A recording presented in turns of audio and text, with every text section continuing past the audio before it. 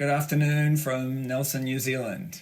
I'm so sorry I can't be with you tonight. I'm here with my family and we are 6,743 miles from the Hyatt Regency in San Francisco.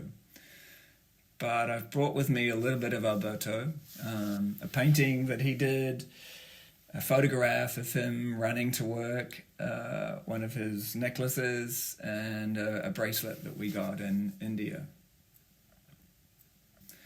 Firstly, I wanted to say thank you very much for honoring Alberto in the way that you're honoring him tonight. I'm very grateful, and I know his family are also very grateful for you honoring him in this way.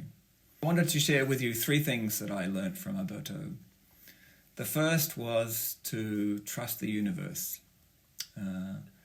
Alberto and I met in San Francisco. I was there on a business trip.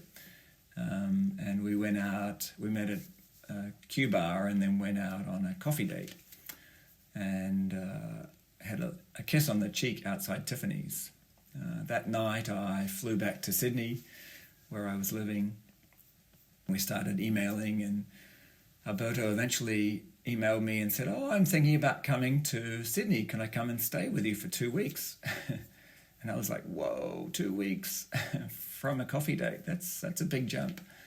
But I was also super impressed with his conviction and just the way he was trusting the universe and throwing himself out into the universe. So he came to Sydney, and when he arrived, he gave me a painting. And the painting was of the two of us moving in together in San Francisco. The amazing thing about the painting was that the view in the painting was the view from our living room of the apartment that we moved into and that we lived in for the next 20 years. So Alberto really trusted the universe in everything he did. The second thing I wanted to share with you about Alberto was he taught me gratitude. Before every meal that we had over the last 20 years, we went around the table and said something we were grateful for. And for Alberto, it might be the receptionist at Ward 86, it might be the bus driver or the person that made coffee, or more likely it was the new pair of shoes that he got at Crossroads.